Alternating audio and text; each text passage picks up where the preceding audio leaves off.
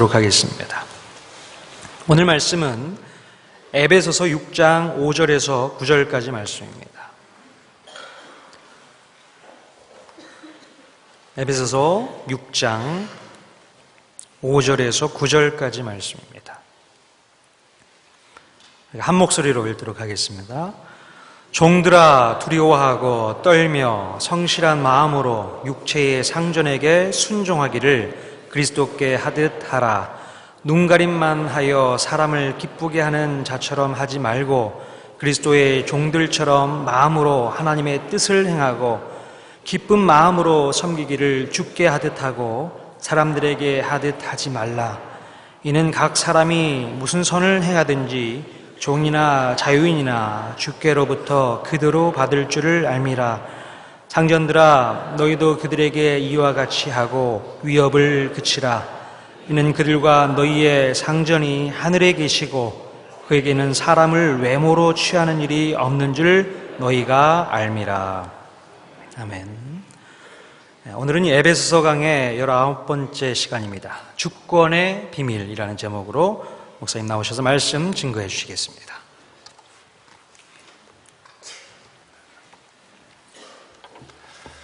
오늘 예배에 오신 여러분들을 환영합니다. 주보안에 삽입지를 하나 넣어드렸는데요. 다음 달 5월 가정의 달에 지역교회 예배 주제와 그리고 매주 그 예배 프로그램에 대해서 설명을 드렸고, 맨 앞면에 보시면 칼럼을 하나 썼습니다. 지난 일주일 동안 많이 고민하고 기도했는데요. 워낙 오늘이 기도원 협회 후원 예배로 저희가 일정을 잡고 있었는데 갑자기 이제 세월호 사태가 일어나서, 그래서 지금 많은 학교나 기관이나 회사나 교회가 세월호 참사를 당한 분들의 유족들을 위한 후원을 모금하고 있어서 후원을 먼저 해야 되나 아니면 기도원 협회 예정대로 성경 후원을 해야 하나 고민하다가 하나님께서 제게 주신 마음이, 지금 안산 지역의 그 기독교 연합회 보고입니다. 그 지역의 그 교회 그 학생부의 숫자가 지금 세월호 참사를 당한 2학년 아이들 중에 그 교회 다니는 아이들이 47명밖에 되지 않는답니다. 그래서 아직 많은 아이들이 교회를 다니지 못하고 그리스도를 알지 못한 채 죽어간 거에 대한 너무 마음이 아파서, 그래서 오늘 저희가 세월호 참사 1차 후원으로 기도원 옆에 성경 후원을 하도록 하겠습니다. 그래서 여러분들이 후원한 것을 가지고 작년에 여러분 이현모 교수님께 말씀드린 것처럼 여기서는 학교, 교도소, 병원, 그리고 직장, 그리고 이방 지역에 성경을 나눠주는 단체가 기도원 협회입니다. 그래서 오늘 후원해 주시면 제일 먼저 안산 지역에도 작년에 중고등학교에 성경을 배포하셨다고 얘기 들었습니다. 그래서 먼저 하나님 말씀을 아이들에게 전해주고 그리고 필요한 물건이나 물질을 드리도록 그렇게 하겠습니다. 그래서 오늘 예배 끝나고 가시면서 후원해 주시고요. 지금 안에 보시면 지금 작년에 저희가 822만 9천 원을 후원했는데 그 옆에 있는 548만은 기도원 협회가 1년 동안 배포한 성경 숫자입니다. 그렇게 이해해 주시면 되겠습니다. 소리 좀 조절해 주세요. 오늘 에베소 6장 5절에서 9절 읽어주신 대로 주권의 비밀에 대해서 말씀을 함께 나누겠습니다. 중앙대학의 이성호 교수께서 최근에 한국 사회에서 일어나고 있는 세월호 참사로 인한 사회의 집단적 트라우마 현상이 집단적 증오심으로 변질되고 있어서 우려가 된다고 했습니다. 실종자와 그의 가족에 대한 슬픔과 동정, 그리고 선장과 선박직 직원들과 무능한 정부에 대한 분노가 점점 극단화돼서 국민적 증오심에 빠져 있다고 했습니다.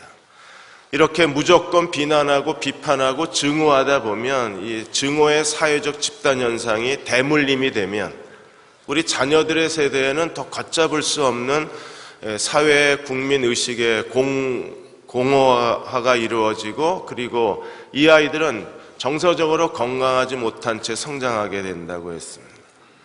이성호 교수는 우리들에게 질문을 합니다. 이렇게 비난과 비판에 빠져 있기보다는 우리가 스스로 자기 자신에게 자성적 질문을 해야 할 때라고 했습니다.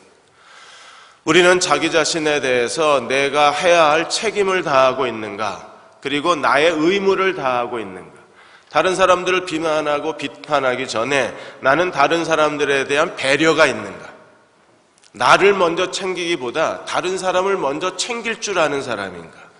우리가 스스로 자신을 돌아볼 수 있는 자성적 성숙함을 가진다면 이번 세월호 참사는 한국 사회의 새로운 변화의 기회가 될 수 있을 거라고 말씀을 하셨습니다. 냉철하게 비판해야 합니다. 그리고 합리적인 사고를 해야 합니다. 우리가 사회적 비판만 머물러 있을 것이 아니라 자기를 돌아볼 줄 알아야 합니다. 우리는 어떻게 해야 다른 사람들을 배려할 줄 알고, 그리고 다른 사람에 대한 사회적 의무를 다할 수 있는 성숙한 사람이 될 수 있을까요? 5장 21절에 바울은 우리에게 말하기를 그리스도를 경외함으로 피차 복종하라고 요구를 했습니다.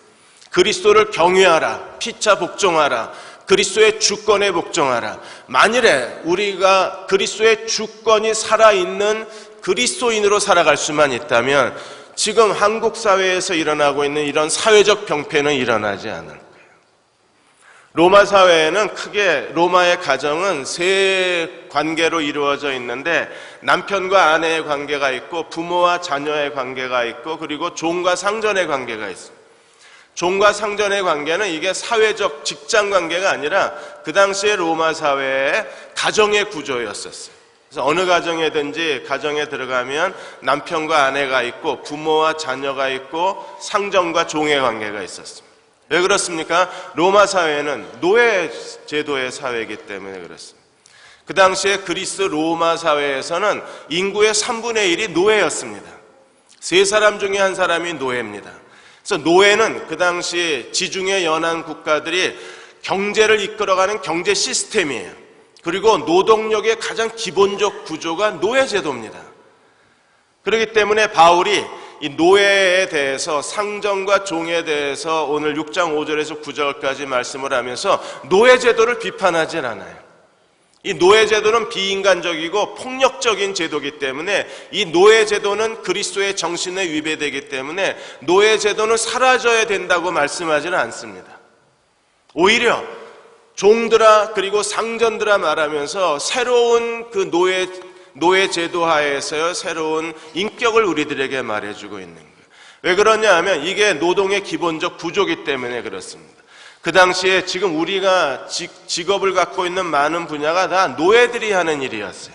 그래서 노예들은 국가 공무원이 하는 행정이나 그리고 그 간호의사 그리고 가정교사 그리고 회계 영업, 가사노동 이 대부분의 일들을 전부 노예들이 담당을 했어요.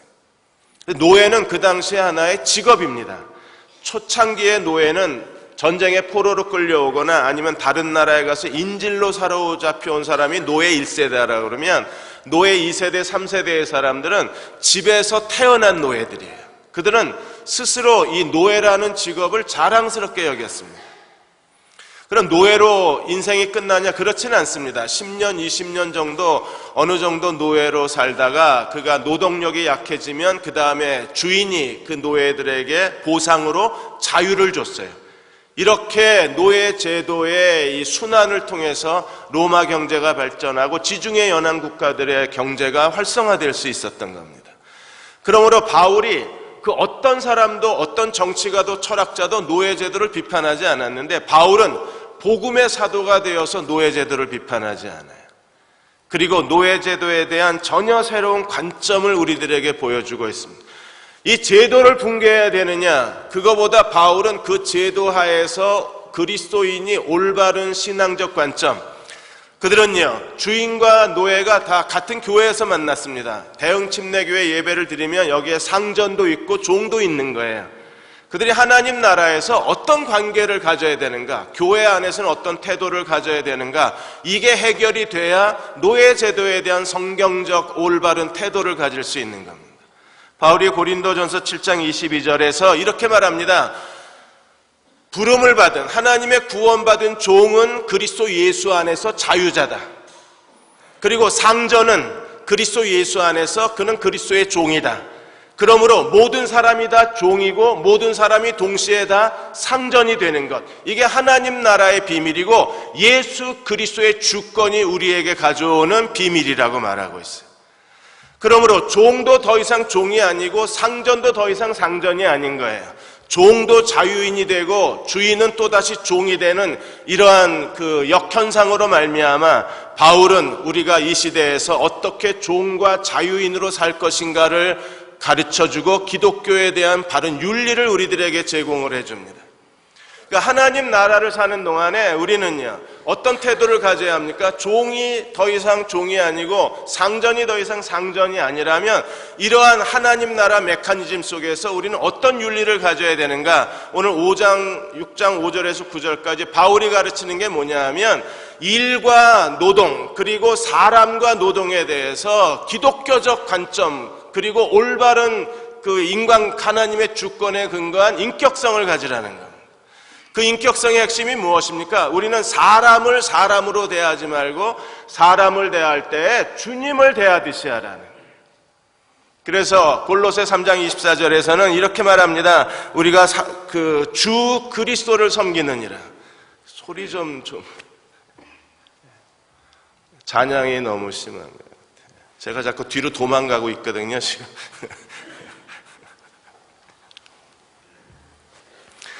우리가 주 그리스도를 섬긴다고 얘기했을 때 주님을 섬긴다는 그 기본적 윤리에 대해서 우리가 올바른 관심을 가져야 합니다. 사람을 대하는데 주님을 대하듯이 대하라. 그러면요, 우리는 사람을 함부로 대하거나 사람을 함부로 여순여기거나 사람을 함부로 비난하지 않을 거예요. 또 어떤 일을 하거나 노동을 하는데 사람에게 하듯 하지 않고 주님께 우리가 대하듯이 한다 그러면 지금 우리 사회에서 일어나고 있는 이런 어처구니 없는 일들은 반복되지 않을 수 있을 겁니다. 뉴욕타임즈가 그 세월호 이준석 선장에 대해서 뭐라고 그랬습니까? 세계 해양인의 명예를 더럽힌 사람이라고 얘기했습니다.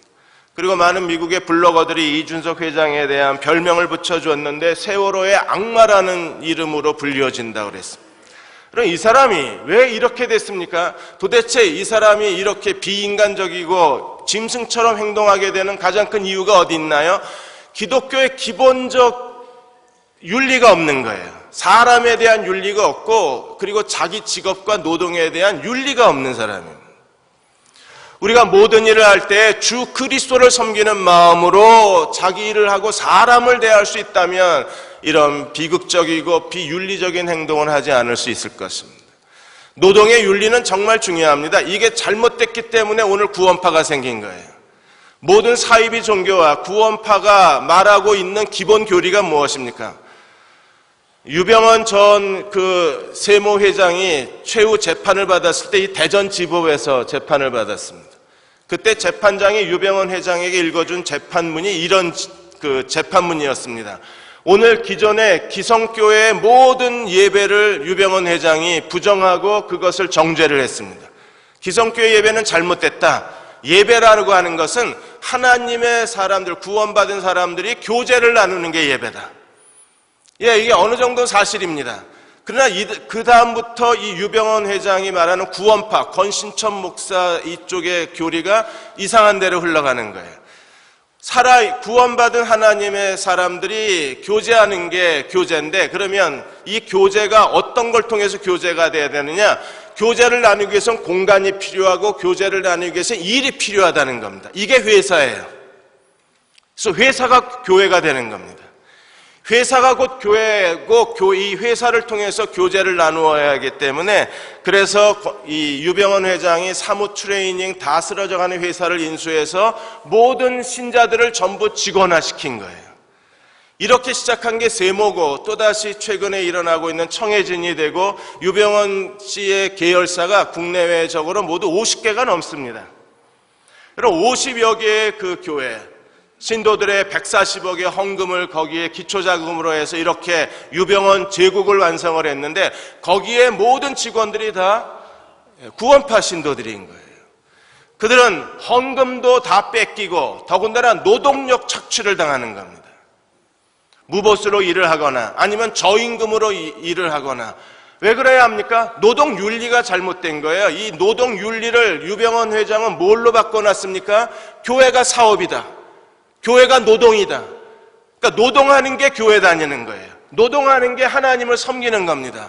이렇게 하나님의 진리를 거짓 것으로 바꿔놓고 사람을 속인 게 이게 사이비 종교들의 대체적인 교리요, 그리고 사람들을 착취하는 그들의 기본적 수법이 되는 거예요. 우리는 성경적 윤리로 돌아가야 합니다. 그래야 올바른 윤리기관을 가지고 우리가 하나님 앞에 서야 우리가 다시는 이런 세월호 사태 같은 비극적인 일이 한국에서 일어나지 않을 수 있어요. 먼저 6장 5절에서 8절까지 종드라에 대해서 설명을 하고 있습니다. 당시의 노예들에 대해서 바울은 어떻게 설명하고 있을까요? 당시의 노예들에 대해서 세 가지를 설명하고 있는데 6장 5절에 보시면 종들아 두려워하고 떨며 성실한 마음으로 육체의 상전에게 순종하기를 그리스도에게 타라. 두렵고 떨며 성실한 마음으로. 육체의 상전, 이 육체의 상전은 어떤 사람입니까? 노예 주인이요. 그들은 로마 정부로부터 모든 권한을 위임받은 사람입니다. 어떤 권한이요? 형벌권과 그리고 사형권을 받은 사람들. 노예는 사람이 아닙니다. 노예는 재산입니다. 노예는 살아있는 생명이 아닙니다. 노예는 노동의 도구일 뿐입니다. 그러므로 어떤 노예 주인도 노예를 인격적으로 대하는 사람이 없었어요. 재산의 일부요, 그 다음에 노동 생산성의 일부였기 때문에 쓸만하면 쓰고 필요 없으면 내다버리는 것이 당시 로만 사회였었습니다. 이런 사회 속에서 하나님은 지금 종들에게 뭐라고 말씀하고 계십니까? 두려워하고 떨며 성실한 마음으로 육체의 상전에게 순종하라. 육체의 상전에게 순종하는 것이 하늘의 상전, 그리스도에게 순종하는 거라고 가르쳐요. 상전이란 말이 퀴리오스, 주라는 말입니다. 그래서 육체의 상전이 퀴리오스가 되고 그리스도가 퀴리오스가 되기 때문에 상전을 대하는 태도가 곧 그리스도를 대하는 태도라는 거예요. 여러분 받아들이실 수 있나요? 형벌권과 사형권을 가지고 인간 이하로 취급을 하는 이 비인격적인 노예 주인에 대해서, 상전에 대해서 구원받은 그리스도인들이 그리스도를 대하듯이 순종하라고 말합니다. 왜 그래야 하나요? 제도를 바꾼다고 해결될 문제가 아닙니다. 만일에 그 당시에 제도를 바꾸려고 하면 바울은요, 젊은이들을 동원해서 데모라도 해야 합니다. 광화문에 나아가서 촛불 집회라도 해야 됩니다. 아니면 시가행진이라도 벌여야 됩니다. 당시의 로마 권력과 투쟁을 해야 합니다. 그런 외적인 방법으로 이 노예제도를 바꾸려고 하는 게 아니라 바울은요, 인격적 방법으로 이 노예제도 자체를 유명무실하게 만들고 노예제도 자체를 변혁을 시키려고 하는 거예요. 그래서 무력으로 노예제도를 정복하는 게 아니라 그리스도의 주권에 복종하는 인격으로 정복을 하는 겁니다. 그래서 자기가 하는 일에 대해서 두려워하고 떨며 성실한 마음으로 상전에게 순종하라. 두렵고 떨며 존경하는 마음입니다. 그리고 성실한 마음으로, 존경과 성실함, 이게 우리가 사람을 대할 때에 그리스도인들의 태도여야 하고, 우리가 자기가 하는 일에 대해서 존경과 성실한 마음으로 일할 수만 있다면 하나님은 그들을 통해서 우리 사회에 어떤 부패와 부조리가 있고 어떤 불법이 있다고 할지라도 하나님께서는 이 어두운 세상에 사람이 살기에 너무 답답한, 숨쉬기 어려운 이 세상 속에서 그리스도의 빛을 우리에게 비춰주실 수 있을 거예요. 외신들이 지금 한국에 대해서 주목하고 있는 게 뭡니까? 세계 경제 15위 국가가 지금 일어나고 있는 사태와 이걸 해결하는 방법은 너무나 후진국적이라는 겁니다. 한국은 돈이, 경제가 나아졌다고 그래서 선진국이 되지 않았다고 하는 거예요. 선진국이라는 게 뭡니까? 선진국이라는 것이 시민의식입니다. 어떤 시민의식이요? 사람을 존중히 여기고 사람의 생명을 존중히 여기는 게 선진국의 시민의식입니다. 우리는 그런 면에서는 아직도 선진국의 시민의식이 되지 못하고 있는 거예요. 그러나 하나님은 오늘 우리에게 요구하시는 게 무엇입니까? 우리가 진정으로 예수 그리스도를 믿고 구원받고 그리스도의 주권에 굴복한 사람이라면 우리는 사람에 대해서, 자기가 하는 일에 대해서 존경과 성실한 마음, 이 고결한 인격으로 살아갈 수만 있다면 그들을 통해서 하나님은 이 땅의 어두운 가운데 빛을 비춰주시고 이 사회를 바꾸어 놓으실 수 있는 거예요.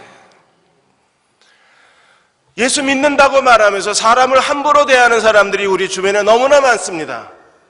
자기 감정대로 대해요. 함부로 무시하고 하찮게 여깁니다. 동시에 자기가 하는 일에 대해서도 스스로 일에 대한 혐오감에 빠지고 자기 일을 하찮게 여기고 자기 일에 대해서 마치 먹고 살기 위해서 산다는 식으로 얘기를 합니다. 여러분, 절대 하면 안 되는 말 중에 하나가 먹고 살기 위해서 일한다는 말이에요. 우리는 먹고 살기 위해서 일하는 사람이 아닙니다. 우리가 하나님께서 주신 이 노동을 가지고 그것을 가지고 주 그리스도를 섬기는 사람들이지 먹고 살기 위해서 사는 사람들은 아닌 거예요. 만일에 하나님이 내게 주신 일을 가지고 하나님을 섬긴다는 이 노동 윤리를 갖고 있다면 그 사람은요, 지금 교회에서 하는 예배 드리는 거나 교회 봉사하는 거나 이것만 하나님의 일이 아니에요. 지금 내가 세상에서 하고 있는 모든 노동이 다 하나님의 일이 되는 겁니다. 가정주부 여러분들이 집에서 설거지하고 빨래하는 것도 하나님의 일이 되는 거예요. 그리고 우리가 나가서 어떤 직업을 가졌든지 길거리에서 청소를 하든지 아니면 대기업의 중진으로 부장으로 있든지 어떤 일을 하든지 학생들을 가르치든지 무엇을 하든지 자영업을 운영하든지 내가 하는 일을 통해서 하나님을 섬기겠다고 하는 이 하나님의 노동 바른 윤리를 가지고 우리가 하나님을 섬길 수만 있다면 하나님은 그들을 통해서 이 세상에 또 다른 하나님 나라를 세워가실 수 있는 거예요. 누가 그런 마음을 갖고 사는 사람들입니까? 존경과 성실함으로 자기 일을 해내는 사람들입니다. 그들은 사람에게 보이려고 사는 사람들이 아니라 이 땅에 사는 동안에 그리스도를 섬기는 사람들입니다. 이번에 세월호 침몰 사건에서 의사자 5명으로 선정된 그 분 중에 그 정차훈 군이 있습니다. 검도 3단이고 대학 들어가서 체육 교사가 되는 꿈을 꾸었던 이 정차훈 군이 자기 구명조끼를 다른 사람에게 벗어주고 친구 구하러 간 뒤에 그 다음에 부모 앞에 시신으로 돌아온 거예요. 이 정차훈 군 유족이 고대 안산병원에서 장례식을 치러주는데 이 아이가 180이 넘습니다. 그러니까 관을 다시 짜야 됐었는데 그 관도 그리고 수의를 입혔는데 수의도 가장 싼 걸로 한 겁니다. 고대 안산병원에 수의가 40만 원부터 400만 원짜리까지 있었는데 그 정차훈 군 아버지가 국민들의 세금으로 장례를 치르는 건데 비싼 거 할 수 없다고 관도 27만 원짜리 하고 그리고 수의도 40만 원짜리 입힌 거예요. 여러분, 나라가 죽인 겁니다. 그런데도 이 부모는 얼마든지 국가에 대한 분노로 제일 비싼 거 제일 좋은 관에다가 제일 좋은 수의 입혀도 국민들이 뭐라 그럴 사람 없습니다. 그런데도 이 정차훈 군 아버지는요, 스스로 국민들의 세금인데 내가 어떻게 비싼 거를 쓸 수 있느냐.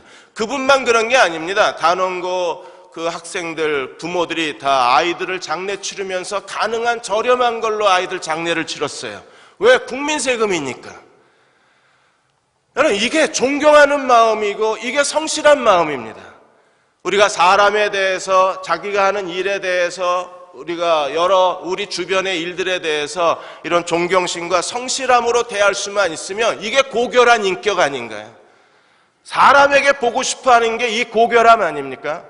그리스도를 주로 인정하고 예수를 믿고 구원받았다고 말하고 교회 다닌 지 5년, 10년, 30년 되셨다고 말하면서도 아직 그리스도의 주권에 복종한 이 존경과 성실한 마음으로 살지 못한다면 여러분, 이 신앙이 뭐가 잘못된 거 아닐까요? 두 번째로 5장 6절에 보시면 눈 가림을만 하여 사람을 기쁘게 하는 자처럼 하지 말고 그리스도의 종들처럼 마음으로 하나님의 뜻을 행하라. 눈 가림만 하여 사람을 기쁘게 하는 자처럼 절대 하지 마라. 그럼 어떻게 해야 합니까? 그리스도의 종들처럼 마음으로 하나님의 뜻을 행하라. 그래서 눈 가림과 마음을 대조시켜 놨어요. 한국 사회가 이렇게 된 가장 큰 원인이 어디 있습니까? 이건 눈 가림의 사회입니다. 그냥 눈에 보이는 것만 대충 하고 사는 거예요. 구명벌 같은 경우에도 세월호에 구명별이 40몇 개 있었지만 여러분, 하나도 그 작동되는 게 아니었습니다. 자물쇠는 열지도 않고 작동도 하나도 안 되는 걸 그걸 매일 페인트 칠해가지고 마치 작동되는 것처럼 그렇게 배에다 매달고 다녔던 거예요. 그걸 누군가가, 이 선박직 직원들이 그 구명보를 펼치려고 했어도 아무 도움이 사실은 안 됐던 겁니다. 도대체 한국은요, 이 정부로부터 공무원의 그 산하기관으로부터 해양경찰 모든 구석구석이 창세기 6장에 하나님이 노아 시대에 이 세상을 물로 심판할 수밖에 없었던 그 상황, 부패와 불법이 땅에 가득한 거예요. 즉 한국 사회가 부패와 뇌물과 불법이 땅에 가득한 겁니다. 그게 한꺼번에 총체적으로 이 진도 앞바다에서 펼쳐져 버린 거예요. 왜 이런 일이 일어납니까? 이런 뇌물 사회, 이런 거짓, 이런 허영심, 이런 대충대충하고 적당히 하고 눈에 보이는 것만 처리하고, 그로 인하여 이렇게 안타까운 우리 아이들 목숨이 저렇게 생매장돼서 죽어가야 하고, 왜 이렇게 됐습니까? 이 세상이 자기의 거짓과 탐욕 때문에 눈가림의 사회이기 때문에 그런 거 아닌가요? 그런데 하나님을 믿는 그리스도인들조차도 눈가림을 하고 산다면, 모든 일을 대충대충 하고 적당히 하고 하는 척만 하고 산다면 이 사회가 어떻게 변화될 수 있겠어요? 우리는 어떻게 해야 합니까? 마음으로 하나님의 뜻을 행하라 그랬어요. 마음이라는 게 난해주 일자 써 있습니다. 밑에 내려가 보면 뭐라고 돼 있어요? 목숨을 다하라 그랬어요. 우리는 자기가 하는 일에 대해서 목숨을 바쳐서 그 일을 해야 합니다. 그것도 어떻게 해야 합니까? 하나님의 뜻을 행하는 마음으로 해야 합니다. 아이들 도시락을 싸줘도 목숨을 바쳐서 해야 되는 거예요. 여러분들이 자기의 직업을 가지고 일을 할 때 우리가 자기가 하는 일에 대해서 목숨을 바쳐서 그 일을 해낼 수만 있다면, 혼을 다 바치고 마음을 다 바치고 자기 목숨까지 다 바쳐서 오늘 내가 하는 일, 단순히 먹고 살기 위해서 하는 게 아니라, 돈 벌려고 하는 게 아니라, 생계수단으로서가 아니라 내가 하는 노동에 대해서, 내가 하고 있는 직업에 대해서 거기에 목숨을 다 바쳐서 충성할 수만 있다면 어떤 일이 벌어질까요? 하나님이 이 세상을 바꾸어내실 수 있을 거예요. 예수 믿는다는 거가 여기서부터 시작하는 겁니다. 사랑하는 여러분, 예수 믿는다는 거, 이 기본 윤리부터 가져야 되는 거예요. 그냥 교회만 열심히 다닌다고 되는 게 아닙니다. 교회에서 충성된 사람이라고 여러분을 칭찬하는 거, 그거 어쩌면 눈가림인지도 모릅니다. 제대로 믿고 제대로 살아야 되는 거예요. 누가 예수 그리스도를 믿는 사람입니까? 누가 그리스도의 주권에 복종한 사람입니까? 누가 그리스도를 나의 주, 나의 하나님이라고 인정한 사람입니까? 자기가 하는 일을 하나님을 섬기는 일로 알고 그 일을 통해서 목숨을 바치기까지 자기 일을 감당해낸다면, 선박직의 사람들이 목숨을 바쳐서 아이들을 보호해낼 수만 있었다면, 여러분, 어떤 선박직 직원이 뭐라고 그랬습니까? 자기는 아이들이 수학여행 단체로 탄 것도 몰랐답니다. 직원이라는 게. 이런 사람들이 그 배를 끌고 갔으니까 그 배가 온전할 리가 없는 거잖아요. 왜 이런 일이 일어납니까? 도대체 그리스도인들은 무엇을 해야 합니까? 우리만이라도 먼저 내가 어떤 일을 하던, 어떤 위치에 있던, 어떤 사람들은 뭐 자가용 타고 다니고 좋은 일 하고, 어떤 사람들은 하루 종일 땀을 흘려야 되는지도 모릅니다. 예, 어떤 일이든지 상관없습니다.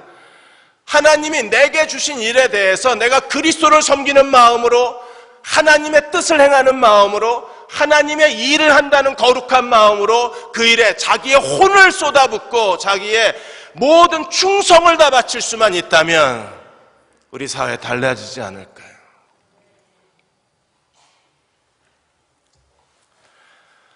세월호가 처음에 조난신고했을 때 16번 채널 쓰지 않았다고 많은 사람들이 분노했습니다. 왜 12번을 가지고 제주 관제센터에 연락을 했냐? 근데 여러분, 더 충격적인 게 있어요. 제주 관제센터도 진도에다가 16번 채널을 안 썼어요. 16번 채널이 공개된 채널입니다. 모든 선박들은 16번 채널을 쓰는 게 의무화되어 있습니다. 근데 세월호, 선장도 12번 채널, 제주 관제센터도 12번 채널. 제주 관제센터가 16번 채널을 썼으면요, 한 10여 분 아이들 구조할 수 있는 시간을 단축했답니다. 이게 총체적 부실입니다. 도대체 어느 한 군데에 제대로 된 데가 한 군데도 없는 거예요. 왜 이런 일이 일어났습니까? 우리 사회가 왜 이렇게 됐습니까? 도대체 그 많은 그리스도인들은 다 어디로 갔습니까? 먼저 그리스도인부터 하나님 앞에 회개하고 정신을 차려야 되는 일 중에 하나가 그리스도의 주권에 복종하는 사람이 되는 거예요. 그 중에 하나가 눈가림을 하지 말고 어떻게 하라고요? 목숨을 바쳐서 하나님의 뜻을 행하는 마음으로 행하라는 겁니다. 이번에 의사자 5명으로 선정된 사람들은요, 그 세월호 참극 가운데서도 인간다운 인간미를 보여줬잖아요. 사람이 어떻게 살아야 되는가를 보여줬잖아요.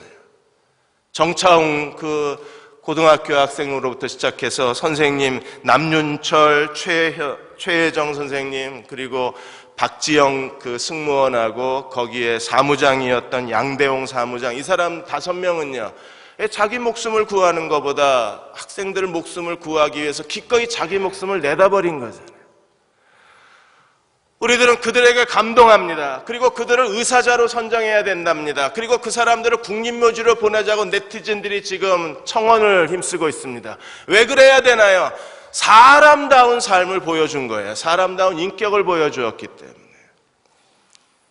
그리스도인들이라면 이렇게 살아야 되지 않을까요? 우리가 그리스도의 사랑을 알고 하나님의 두려우심을 안다면 당연히 이렇게 사는 것이 우리의 올바른 믿음의 모습이 아닐까요? 세 번째로 6장 7절 8절에 보시면 기쁜 마음으로 섬기기를 주께 하듯 하고 사람들에게 하듯 하지 말라. 이는 각 사람이 무슨 선을 행하든지 종이나 자유인이나 주께로부터 그대로 받을 줄을 알미라. 기쁜 마음으로 섬기기를 누구에게 하듯 하라? 주께 하듯 하고. 누구에게 하지 말라? 사람에게 하듯 하지 말라. 기쁜 마음으로. 이런 기쁜 마음은 어떤 마음이에요? 귀찮아서 하는 게 아니라 억지로 하는 게 아니라 할 수 없이 하는 게 아니라 기쁜 마음은 자원하는 거예요. 우리가 주님을 섬기는 마음으로 자기 일에 자발적으로 자원하여 그리고 기쁨이 넘쳐서 그 일을 감당할 수만 있다면 그들이 이 세상에서 주 그리스도를 섬기는 사람들입니다. 많은 사람들이 어느 사이에 삶의 권태감에 빠졌습니다. 그래서 인간관계에 대해서도 점점점 약해지는 거예요. 사람이 익숙하다 보니까 서로에 대해서 소홀히 여깁니다. 서로에 대해서 더 이상 존엄성을 갖지 못합니다. 서로가 옆에 있다는 것에 대한 소중함을 모릅니다. 일을 하다 보면 그 일이 점점 더 자기 인생의 무거운 짐이 되고 내가 언제까지 이렇게 이걸 하다가 살아야 되나 자기 미래를 바라보고 암담한 기분에 젖어들게 돼요. 기쁜 마음이 아니라 점점 슬픈 마음이 됩니다. 우울한 마음이 됩니다. 그러다가 삶의 권태감에 빠져버립니다. 그렇게 사니까 모든 일에 허점이 생기고 그런 실수로 말미암아 자기 인생만 망가지는 게 아니라 다른 사람 인생까지 다 망가뜨리는 거예요. 3등 항해사에게 조타 맡기고 들어가서 잠을 잘 수 있는 사람은 어떤 사람입니까? 자기 인생의 환멸을 느낀 사람입니다. 자기 인생에 책임감이 없는 사람이에요. 그러니까 그런 행동을 하는 겁니다. 만일에 우리가 예수 그리스도를 주로 인정하면서도 그렇게 행동한다 그러면 뭐가 크게 잘못된 거예요. 우리는 다시 회복해야 합니다. 어떻게 해요? 기쁜 마음으로 사람에게 하듯 하는 게 아니라 주님을 섬기는 마음으로 해야 합니다. 그들이 이 시대 가운데에서 하나님의 거룩한 빛을 세상에 비출 수 있는 사람이 되는 거예요. 김초원 선생님, 그 아버지가 김초원 선생님이 사망하고 나서 학생들 곁에 있다가 시체로 발견되고 나서 아버지가 이 자기 딸 김성옥 씨가 딸의 장례를 치렀습니다. 그리고 나서 장례가 끝나자마자 마음을 추스리기도 전에 2학년 3반 김초원 선생님이 담임을 하고 있던 2학년 3반 아이들 장례식을 찾아간 거예요. 그래서 22일 날 4곳을 찾아갔고 23일 날 10곳을 찾아갔고 24일 날 1곳을 찾아갔습니다. 왜 찾아갔습니까? 딸의 잘못을 용서를 빌러. 그 딸이 뭘 잘못했는데요? 그 딸이 잘못한 게 아니잖아요. 그런데 아버지는 자기 딸이 담임 선생님이니까. 그리고 2학년 3반 아이들이 대부분 다 구조되지 못하고 희생을 당했었으니까. 그래서 그 제자들 장례식마다 찾아가서 용서를 비는 거예요. 담임 선생이 돼서 아이들을 끝까지 살려내지 못해서 미안하다고.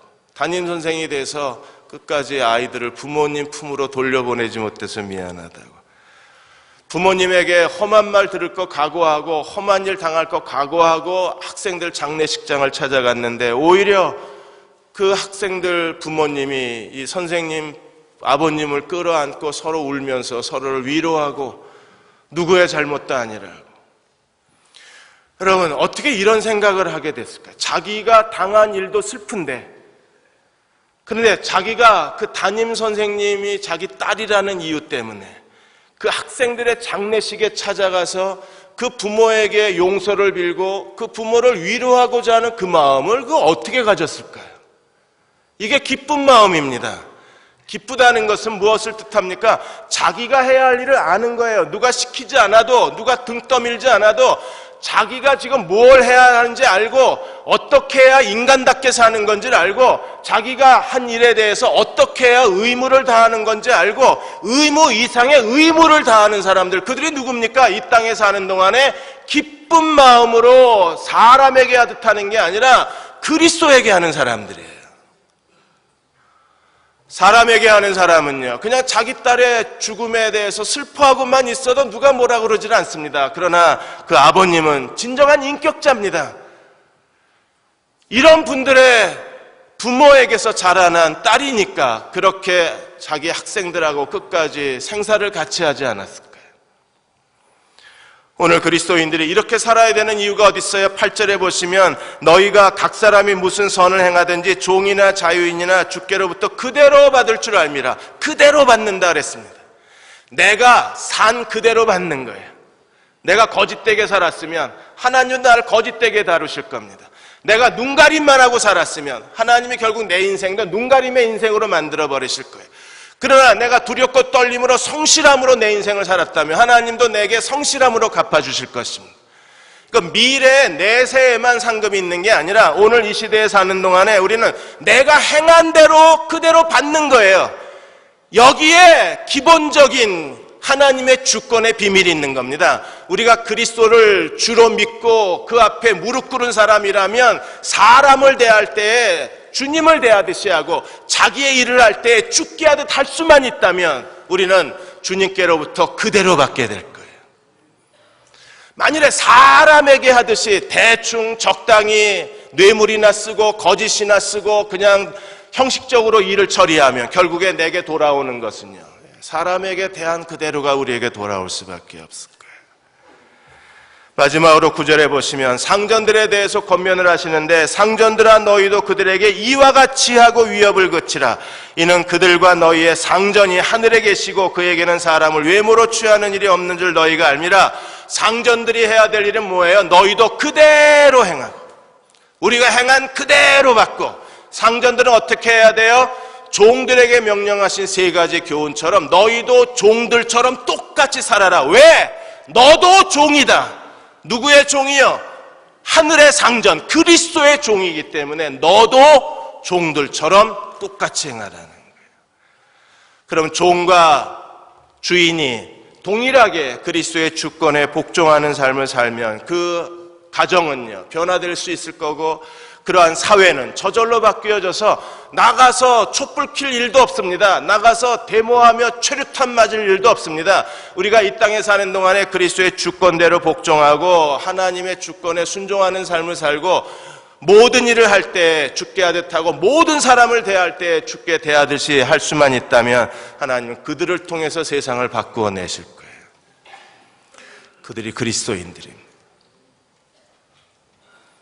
예수 믿는다는 것을 더 이상 자신에게 속이지 마십시오. 이 사람들이 그리스도를 믿는 사람들이고 이 사람들이 그리스도의 주권을 인정한 사람들이에요.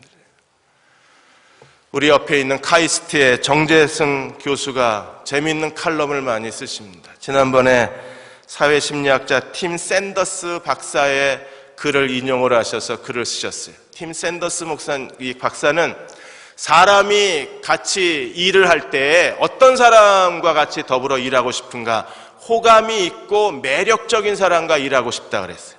여러분 당연하지 않아요? 누가 같이 있어서 싫은 사람, 같이 있으면 귀찮은 사람, 같이 있어서 짐되는 사람하고 일하고 싶은 사람은 없습니다.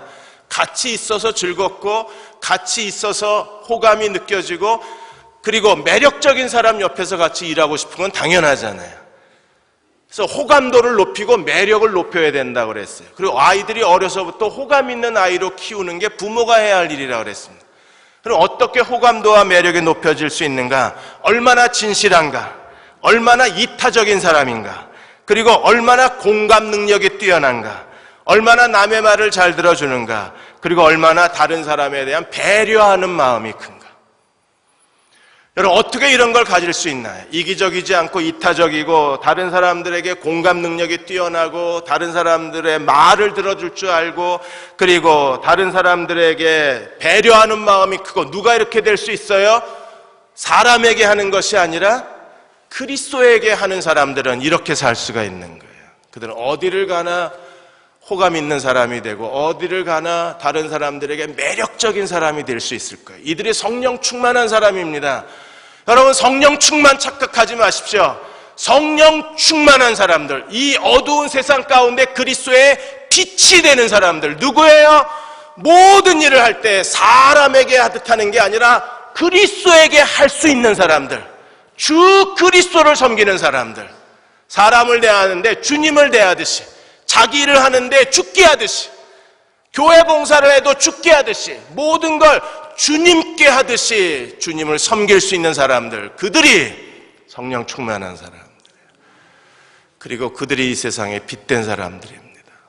대흥가족 여러분, 우리 이번 참사를 보고 그렇게 살기로 결심을 하십시다. 누군가가 이 회개하고 이 첫걸음을 내딛기 시작하면 이게 번져가지 않을까요? 또 다른 사람들이 이 대열에 동참하지 않을까요? 이제부터는 사람에게 하듯 하지 말고 그리스도에게 하듯 할 수 있는 그리스도의 종들이 됩시다. 그럼 세상도 변화지고, 그리고 하나님은요, 우리에게 그대로 돌려주실 거예요. 그 하나님과 동행할 수 있는 저와 여러분 되시기를 주의 이름으로 축원합니다. 우리가 무엇을 잘못했는지 깨닫게 해 주옵소서. 아직도 깨닫지를 못하고 무엇을 해야 할지 스스로 낙심하고 좌절합니다. 성령님, 저희들의 마음에 일깨워 주셔서 이제 어떻게 살아야 하는지를 가르쳐 주시고 주의 말씀을 따라 순종케 하여 주셔서 그리스도의 주되심이 우리의 가정과 사회와 교회에 그 영광이 드러날 수 있도록 저희들의 삶을 거룩하게 만들어 주옵소서. 진도 앞바다 하나님, 며칠만 잠잠케 하여 주옵소서. 배가 좌연으로 누워서 잠수부가 들어갈 수 없다는 것 주님도 아십니다. 아이들이 그곳에 남아있는 것 주님이 아십니다. 부모들은 오늘도 바다만 쳐다보고 있는 것 주님이 아십니다. 위로하여 주옵소서. 도와주십시오 하나님. 긍휼을 베풀어 주셔서 그 가족들을 위로하시고 기도하는 한국교회도 주님이 위로하여 주옵소서. 지금 우리를 죄에서 구원하신 우리 주 예수 그리스도의 은혜와 하나님 아버지의 무한하신 사랑하심과 성령의 인도하시고 위로하시며 도우시는 은혜가 오늘 4월 마지막 주일 예배드리고 돌아가는 모든 교우와 가정과 자녀들과 그리고 이 땅의 모든 한국교회 위에, 그리고 세월호 침몰 사건으로 고통당하는 모든 국민들과 가족들 위에 지금부터 영원히 함께 하시기를 간절히 축원하옵나이다. 아멘.